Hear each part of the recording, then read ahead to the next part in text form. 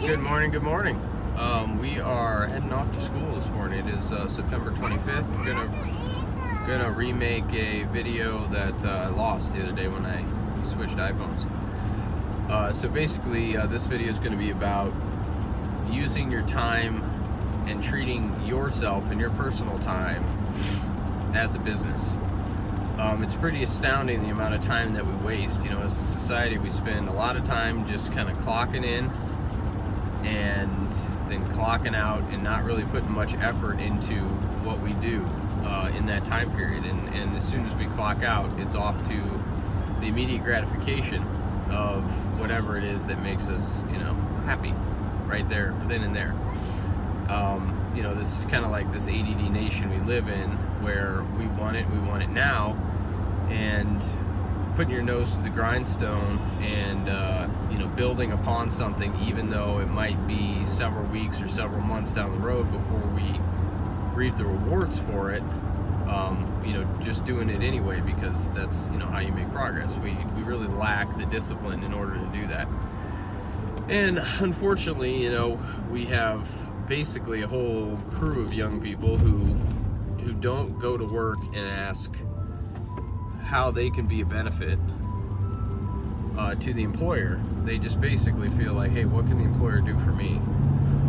And that's a huge problem today, because if it kind of goes along with this whole socialist mentality that everything is everybody's, right? Like somehow because you breathe, you have a right to things, which is basically have a right to make a living because you breathe, right? And those that bust their butt and work hard to make money should be supplying you with that, because it's not that they work harder than you, right? It's because they got luckier than you. We watched Parks and Recreation last night, and Ron Swanson, he says something along the line that luck is a word made up for people, basically for losers to use as an excuse that they didn't make it and somebody else did. Something along those lines is hilarious. But anyways, talking about young males today, not even young anymore, is the average 25 to 35 year old male plays 20 hours of video games a week. That's an astounding amount of time. You could start your own business. You could go to school almost full time. Probably part time. 6 or 9 credits certainly in that time period, and really add progress to your life, or do a really beneficial hobby. That's just you add that up. That's 1,000 hours over the course of a year that you could be doing something to progress your life. Even if you're just stuck in some job that you don't really enjoy, but it's paying the bills right now, well, you could use that free time to get yourself in a position so that at some point you can get out of that job that you're not really fond of and move into a career that you enjoy. So, that's just one example of, as a society, how we've really fallen pretty far in terms of discipline and work ethic. And, now you got the baby boomers who are all retiring, and it's really, there's some people between, over the age of 40 that still have a really good work ethic, who didn't grow up with the iPhones and the iPads and the laptop computers and all that stuff, which really, I think, has been a hindrance. I'm not saying there's not people out there that are my age that are disciplined. There are, but as a whole, it's just a lot less. And I think it's kind of been a case of natural selection, because opportunities aren't what they used to be. You don't have many situations in which, at least not as many situations in which one income can support, a family with 2 or 3 kids. That's getting harder and harder to accomplish. But regardless, while a lot of these young adults don't have those responsibilities, a lot less video games and a lot more time focused on getting ahead before they make that decision to have a family would really be beneficial. And another thing that goes along these same lines is the concept of people who follow sports to heavily for that matter. You know, I used to always have ESPN on pretty much nonstop. You know, not that I was just sitting in front of the TV watching ESPN, but that was what was on. And if there was a decent game on that night, you know, that was on. I used to know basically every, you know, the top 100 players in every league, whether it's baseball, whether it's football or basketball, even though I didn't follow basketball too closely, NBA, but I certainly did baseball and football. You know, and I could basically knew what their stats were, what college they came from, you know, who they played for, what position they played. You know, I pretty much knew just about as much as anybody. You know, there's a certain percentage out there that I'm sure knew a little more than me. I didn't get, you know, too involved in who was playing, you know, right tackle, but not that I didn't know some of the line positions as well. My point being, there's a lot of time spent on obtaining this knowledge that really did nothing for me, right? I mean, what does that do? Whether somebody wins the Super Bowl or loses a playoff game, or some guy rushes for 1,500 yards,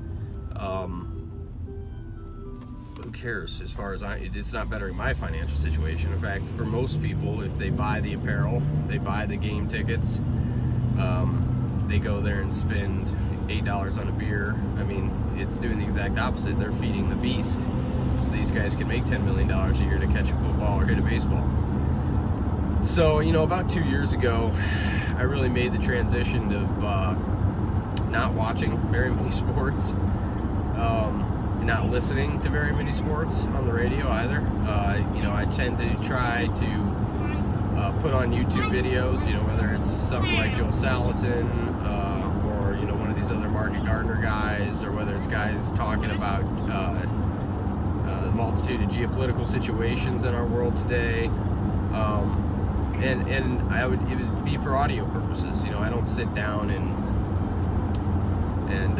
watch these YouTube videos, right? I don't, you know, particularly, I might glance at my screen if they say something or have something on I might want to see, but I'm always multitasking, so that's what's going on. You know, I'm not, it's strictly just to gain knowledge and have some way to absorb information while I am also, you know, working in the kitchen or at home doing laundry or making dinner for the kids, doing dishes, cleaning up, whatever it might be, having that stuff going at the same time.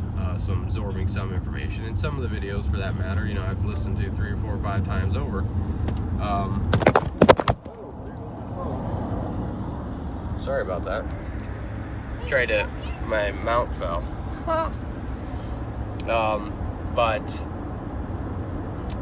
Yeah, anyway, so, you know, that's just something that I made a transition to try to do, and I still follow,